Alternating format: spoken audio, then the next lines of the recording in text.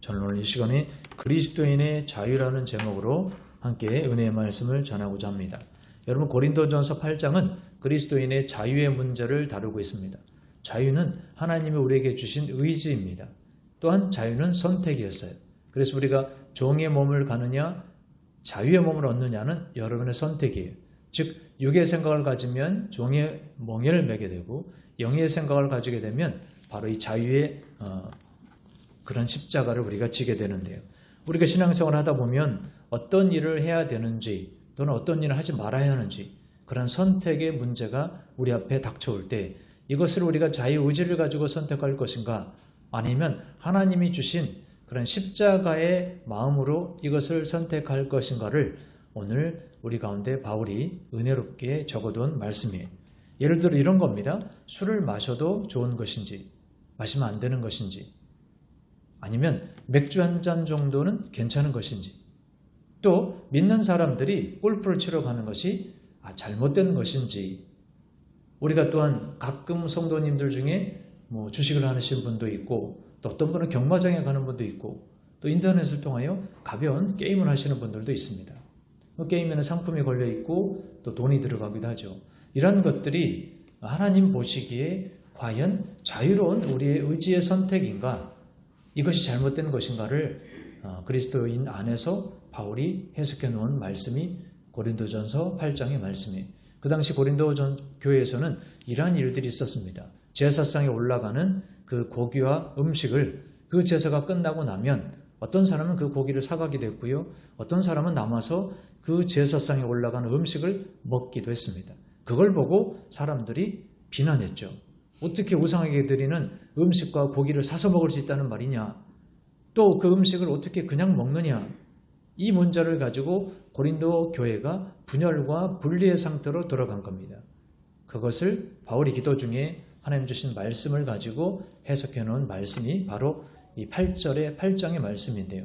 그 말씀을 통하여 그리스도인의 자유란 참 자유란 무엇인가 함께 은혜를 나눠보려고 합니다.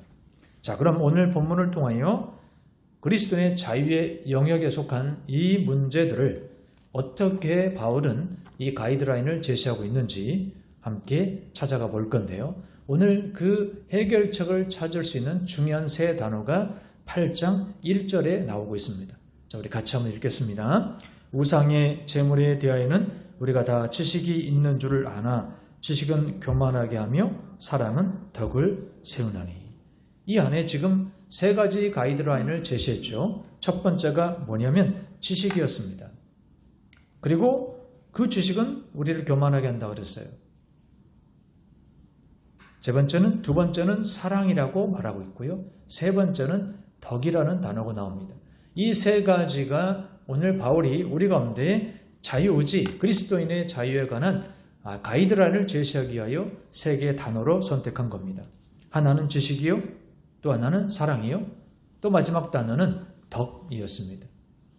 자, 그럼 지금까지 우리가 생각해왔던 자유의지들이 과연 그리스도 보시기에, 하나님 보시기에 합당한 자유인지를 함께 찾아가 보시도록 합니다. 자, 첫 번째 원리가 지식의 원리라고 그랬죠. 두 번째 원리는 사랑의 원리라고 그랬습니다.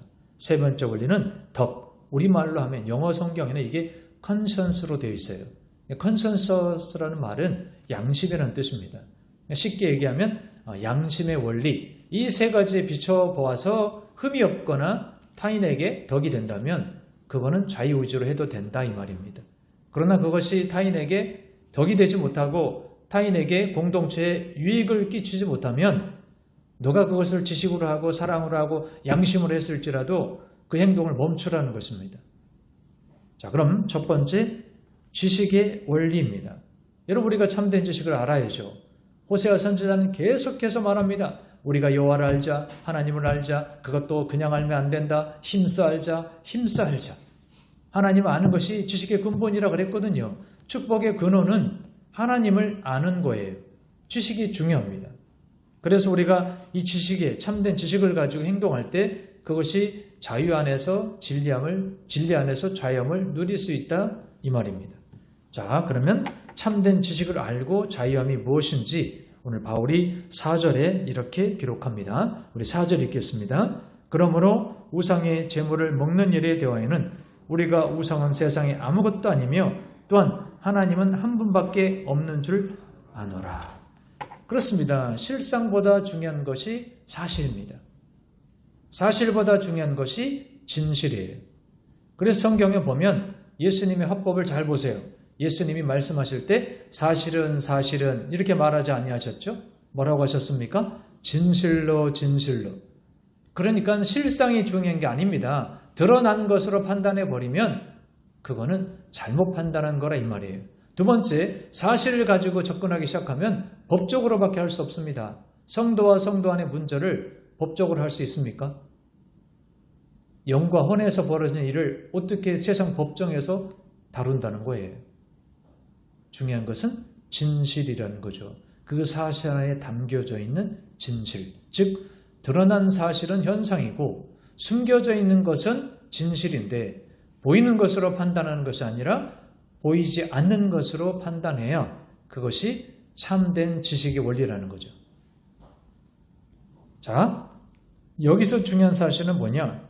우상에게 바쳐진 이 제물, 우상이 존재합니까? 존재하지 않습니까? 존재하지 않아요. 원래 우상은 없는 겁니다. 왜 그렇습니까? 하나님이 만드신 거예요. 이 세상에 있는 모든 것은 하나님이 창조하셨습니다. 그렇다면 하나님이 우상을 창조했다는 거예요? 아니거든요. 하나님 사탄을 창조한 적이 없습니다. 사탄은 하나님을 섬기던 자였어요. 그가 타락하여 지상에 내려와서 사탄으로, 마귀로, 그리고 악마로 그렇게 변신한 거지 하나님이 태초에 사탄을 만들지 않았습니다. 그러므로 우상은 애초부터 없었던 거예요. 그 우상을 누가 만들었습니까? 인간이 만든 거예요. 인간이 스스로 새긴 우상을 만들기도 하고 돌에다가 절하기도 하고 자연을 향하여 그것을 우상으로 보고 섬겨왔던 겁니다. 그러므로 애초에 우상은 존재하지 않았던 거죠. 그들이 그것을 알고 있었어요. 헛된 것, 이 헛되고 헛된 것을 마치 신처럼 만들어서 그들이 섬겼던 거예요. 여러분, 우상은 세상에서 아무것도 아닙니다. 세상에 있지도 않습니다. 이건 다 허상입니다. 우리가 마치 결혼하면 다 잘 될 거야, 잘 살 거야. 이게 실상입니까? 허상입니까? 우리는 그 허상을 봤다 이 말이죠. 내 남편이 이 세상에서 최고일 거야. 이만한 남편 없어. 나 이 사람 아니면 나 죽어버릴 거야. 그렇게 결혼했죠. 그런데 그게 실상이던가요? 나중에 보니까 허상이잖아요. 다 그게 우상이었단 말이죠. 있지도 않은 것을 우리는 허상을 가지고 그것이 마치 실상인 것처럼 받아들인 거예요. 이것이 진실이에요. 그리고 그 사실을 알고 나면 우리가 어떻게 되죠? 이 진실함을 알게 되면 자유함을 누리게 되는 거예요.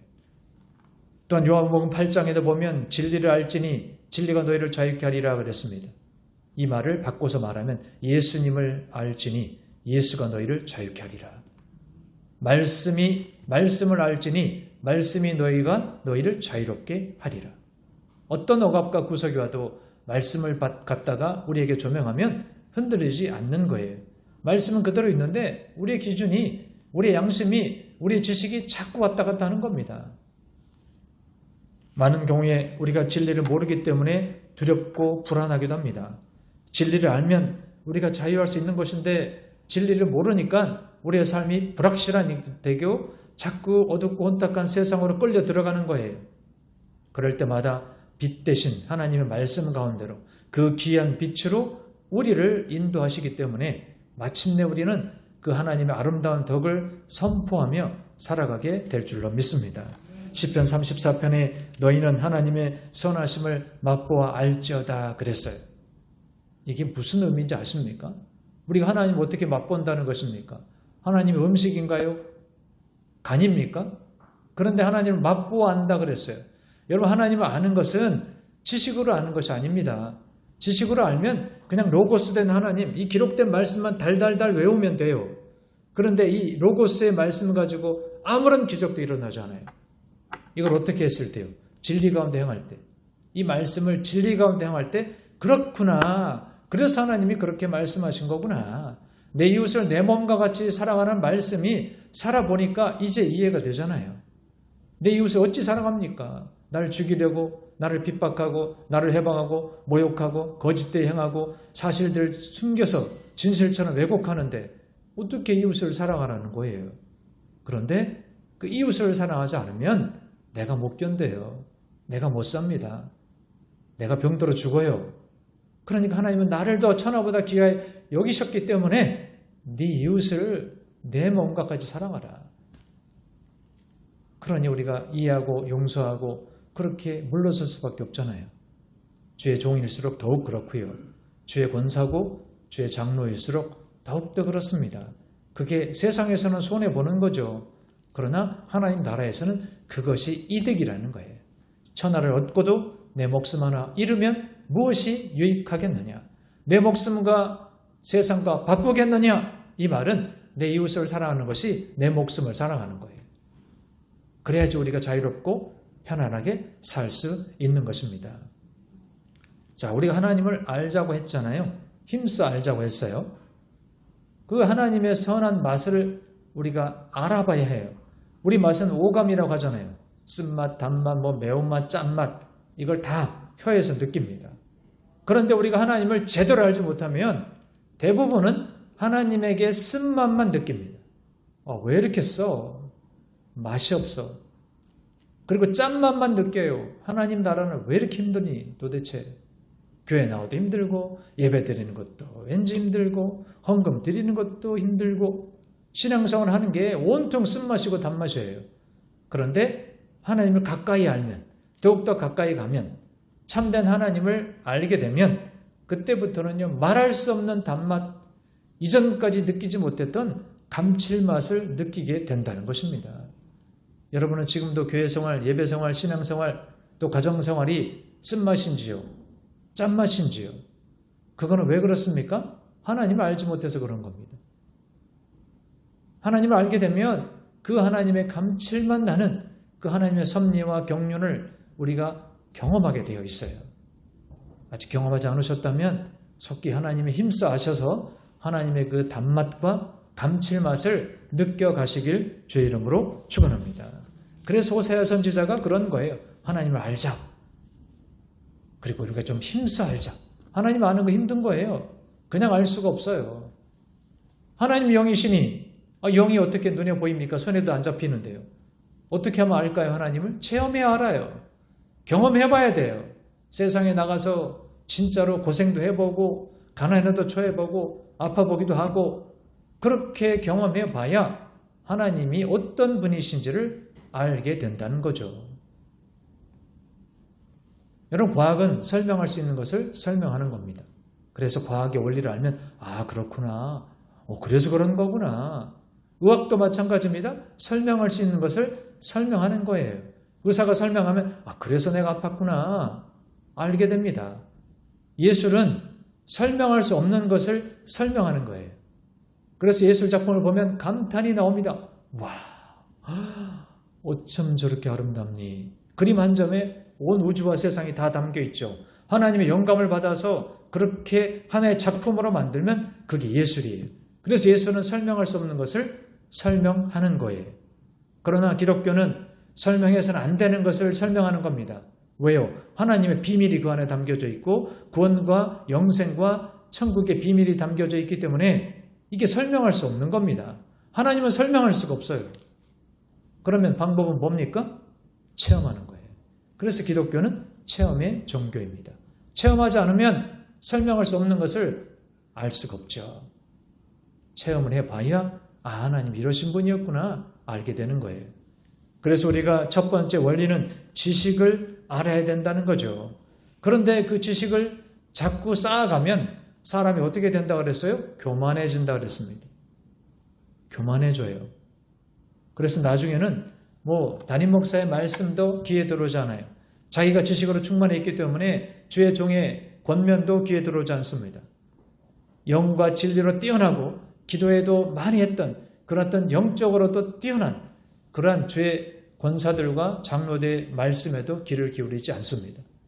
자신의 지식이 충만하다고 믿기 때문에 그런 거예요. 그래서 그런 사람들은 교만에 빠지게 됩니다. 필시적으로 그 사람들은 나중에 사이비 이단에 빠집니다. 이 말씀을 가지고 성이 안 차거든요. 이보다 더 큰 말씀을 원하다 보니까 자꾸 이단으로 빠지는 거예요. 이단은 그 말씀을 교묘하게 파헤치거든요. 그러므로 우리가 지식의 원리를 알았다면 이번에는 사랑의 원리로 나가야 된다 이 말입니다. 오늘 바울은 우리에게 이렇게 말해주고 있습니다. 에베소서 4장 15절에 오직 사랑 안에서 참된 것을 하라. 이 사랑 안에서 참된 것이 뭐예요? 참된 것이 진리잖아요. 우리가 진리를 행하되 진리가 우리를 자유케 하는데 그 진리를 사랑으로 행하지 아니하면 그 지식도 결국은 절제하지 못하게 되고 지식도 교만으로 흐르고 사랑도 방종으로 흘려서 하나님을 사랑하는 것이 아니라 우상을 사랑하게 되고요. 믿지 않은 사람도 이제는 사랑하게 되고요. 불신자를 사랑하게 되고요. 세상을 더욱더 사랑하게 되고요. 이 사랑이 지식이 없고 절제가 없고 그리고 사랑 안에 살지 못하다 보니까 이제는 사랑이 방종이 된 겁니다. 모두를 사랑해버린 것입니다. 남편을 사랑하라고 했는데 남편 아닌 것을 사랑하게 되고요. 아내를 사랑하라고 했는데 아내 아닌 여자를 사랑하게 됩니다. 이것이 사랑의 방종으로 흘러가는 것입니다. 그래서 바울은 이 두 번째 원리를 강조합니다. 사랑의 원리. 지식을 사랑 안에서 쓰라는 거죠. 예수님은 우리에게 지식의 언어도 말씀하셨지만 사랑의 언어로 말씀하셨죠. 그 가나안 여인, 음란한 짓을 했던 그 가나안 여인, 돌을 치라고 할 때 예수님 말씀하셨지 않습니까? 너희 중에 죄 없는 자가 먼저 쳐라. 그게 가슴의 언어 아닙니까? 그게 사랑의 언어잖아요. 그 여인을 보호할 수 있는 언어 아닙니까? 지식으로 가자면 그 여자 돌로 맞아 죽습니다. 모세 율법에 죽여도 전혀 관계없어요. 그런데 예수님은 무슨 언어를 쓰셨습니까? 사랑의 언어를 쓰셨어요. 그때 우리 아버님께서 저에게 그래 무섭지 두렵지 내가 같이 가마 따라오너라. 그리고 화장실에 나를 넣어놓고 바깥에서 이렇게 말씀하셨더라면 상우가 어때? 귀신은 없지? 귀신은 없는 거야. 그 실체가 없는 거야. 두려움 자체가 귀신이야. 두려움이 우상인 거야. 너는 지금 우상에 빠져 있는 거야. 예수 믿으면 이런 우상은 없단다. 예수의 이름으로 그렇게 두려움 없이 앉아있다면 귀신도 사라질 거야. 그렇게 말했더라면 내 아버지를 얼마나 더 존경하고 사랑했을까요? 그때는 그 아버지가 미웠습니다. 이 무서운 나를 화장실에 혼자 보내다니. 아무리 지식으로 잘난 체하고 똑똑한 말을 할지라도 옳은 말을 해도 우리가 그걸 받아들이지 못하는 이유는 우리에게 사랑의 언어가 아니기 때문에 그런 거예요. 그러므로 바울은 우리에게 말씀하십니다. 지식 안에서 절제하되 사랑 안에서 사용하라. 지식은 절제하게 쓰고 사랑은 베풀라 이 말입니다. 이것이 바로 사랑의 원리입니다. 그래서 바울은 차라리 지식이 적어도 사랑의 삶을 선택하라는 것입니다. 이것이 바울의 교훈이에요. 물론 지식과 함께 사랑이 있다면 더더욱 좋겠죠. 그러나 잘 보세요. 지식이 넘치는 사람들, 많이 배운 사람들이 사랑이 많던가요? 그렇지 않습니다. 시골의 노인네들 배우지 못하고 글자도 모르는 그런 사람들이 훨씬 더 사랑이 많아요. 바울이 그 얘기를 하는 겁니다. 하나님 안다고 하는 사람들이 어떻게 그렇게 살아갈 수 있느냐? 여호와를 안다는 사람들이 어떻게 그렇게 살아갈 수 있느냐? 여러분, 진리의 지식이 이웃들에게 도움이 되지 못합니다. 오히려 사랑의 지식이 이웃들에게 아픔을 만져주고 그들을 이해해주고 하나님 나라로 이끌 수 있다는 거죠. 이 두 번째 원리가 바로 사랑의 원리입니다. 자, 마지막 원리는 뭘까요? 양심의 원리입니다. 여러분, 양심의 근원은 하나님이십니다. 왜요? 하나님은 선하시니. 하나님은 선하시다 그랬어요. 하나님은 그 양심의 선하심을 다윗도 고백하고 하나님을 만난 모든 사람이 다 입으로 고백합니다. 하나님은 선하시니 인자하심이 그 선하심이 대대에 미치리로다. 하나님의 선하심으로 우리를 지금까지 인도하셨어요. 저와 여러분이 하나님이 선하신 분이 아니고 하나님이 정말로 지식의 하나님이었다면 여러분 다 맞아 죽습니다. 돌에 맞아 죽어요. 그런데 하나님은 지식의 하나님이 아니시라 선하신 하나님이시기 때문에 우리를 여기까지 인도해 주신 줄로 믿습니다. 그 선하신 하나님, 그 하나님의 근원이 양심이시기 때문에 이 양심의 근원은 하나님이시기 때문에 그래서 양심이라는 것은 하나님께 대한 지식 또 하나님이 가르쳐 주신 진리에 대한 지식과 함께 이 양심이 자라가는 것입니다. 양심은 가만히 있지 않습니다. 양심은 자꾸 자라나가게 되어 있어요. 그 양심을 누가 자라게 합니까? 우리가 스스로 자라게 하는 거예요. 우리 안에는 양심과 비양심이 있습니다. 그래서 누가 더 강성해지느냐? 내가 비양심에다가 물을 주면 비양심적인 것이 더 자라게 됩니다. 내가 양심에다가 물을 더 주면 양심이 더 자라게 되는 거예요. 그러므로 내가 누구에게 또 관심을 갖느냐에 따라서 우리 양심도 커가기도 하고 오히려 양심이 물러가기도 하는 거죠. 오늘 7절의 말씀을 우리 같이 한번 읽겠습니다. 고린도전서 8장 7절의 말씀입니다. 자, 시작. 그러나 이 지식은 모든 사람에게 있는 것은 아니므로 어떤 이들은 지금까지 우상에 대한 습관이 있어 우상이 제물로 알고 먹는 고로 그들의 양심이 약해지고 더러워지느니라. 그렇습니다. 여러분, 귀신에게 바쳐진 제물이에요. 그런데 그냥 그것이 단순한 식물일 따름이고 이것은 고기일 따름인데 이렇게 생각해요. 그거 맞는 거잖아요. 그러나 어떤 사람들, 신앙이 성숙하지 못한 사람들, 이 성숙되지 못한 약한 사람들은 과거 우상에 대한 습관이 있어서 딱 보는 순간 이거 귀신에게 바쳐진 건데 이거 먹으면 안 되는데 그리고 그 먹은 사람을 정죄한다는 것입니다. 그러니까 어떻게 돼요? 양심이 더 약해지고 양심을 더 더럽혀진다 이 말입니다. 그런 행동이 그리스도에게 죄를 짓는 것은 아니지만 우리와 더불어 함께 살아가는 성도들과 이웃들과 또한 예수를 믿지 않는 불신자 형제들에게 이것이 상처를 줄 수 있다는 것입니다. 기독교인으로서 양심을 가지고 말합니다. 언니 그렇게 살면 안 되지. 그런데 그것이 그 사람에게 상처가 된다 이 말이에요. 예수 믿지 않는 자기 형제에게 누나 또는 동생에게 그렇게 살다가 너 지옥 간다. 그게 지식의 언어고 맞는 말이지만 그것이 그 사람에게 상처를 줄 수 있다 이 말입니다. 그 상처로 인하여 오히려 교회를 배척하고 믿는 사람들을 더 싫어한다는 거죠. 그러한 행동이 그리스도인에게 예수님에게 죄를 짓는 건 아니지만 이웃들에게 죄를 짓는다면 예수님이 사랑했던 그 이웃들을 우리가 정죄해버린 거예요. 예수님은 그들을 위해서 왔거든요. 내가 이를 위하여 왔노라. 잃어버린 양을 위하여서 왔다 그랬죠. 우리를 위해서 온 것이 아니라 믿지 않은 자들에서 왔다 이 말이에요. 그런데 우리는 그들을 상처를 줍니다. 지식과 자기의 양심이 옳다라는 걸 보여주기 위하여 그렇게 행동한다는 것입니다.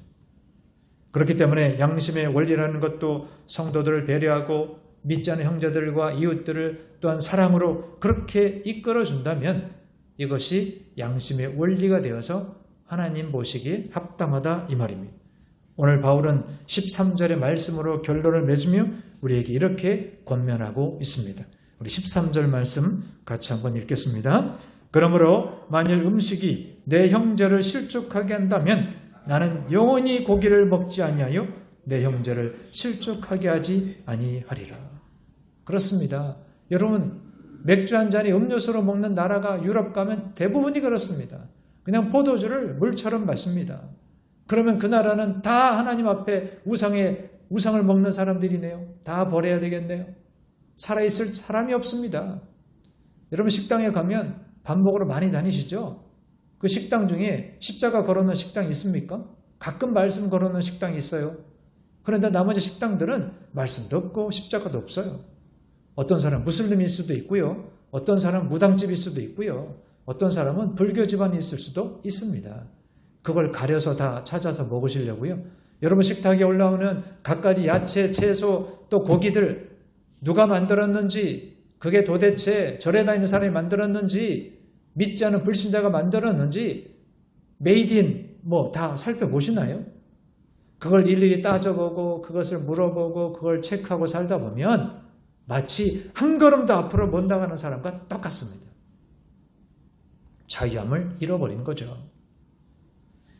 여러분 만약에 제가 지금 이 예배가 끝나고 우리 교회 식사하는 식당에 가가지고 거기 계신 분에게 집사님 여기 맥주 한 잔 갖다 주세요.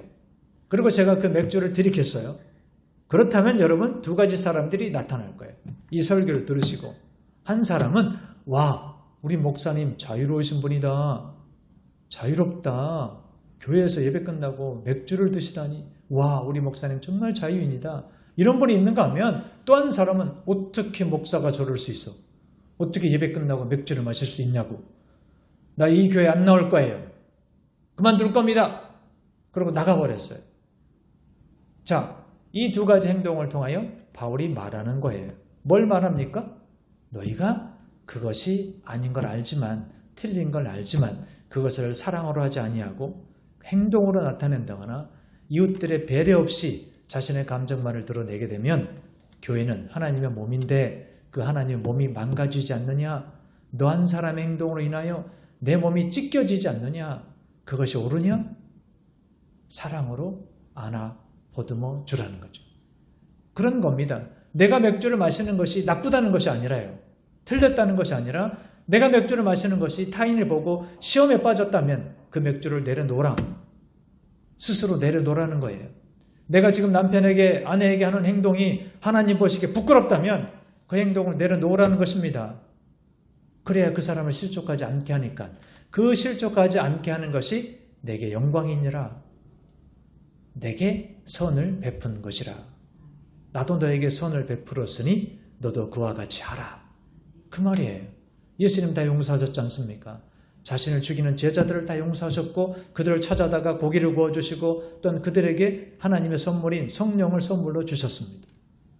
자신을 죽였던 그 로마인들과 그 바리새인들과 그 서기관들을 향하여 뭐라고 말했습니까? 하나님, 저들이 하는 짓을 알지 못하나이다.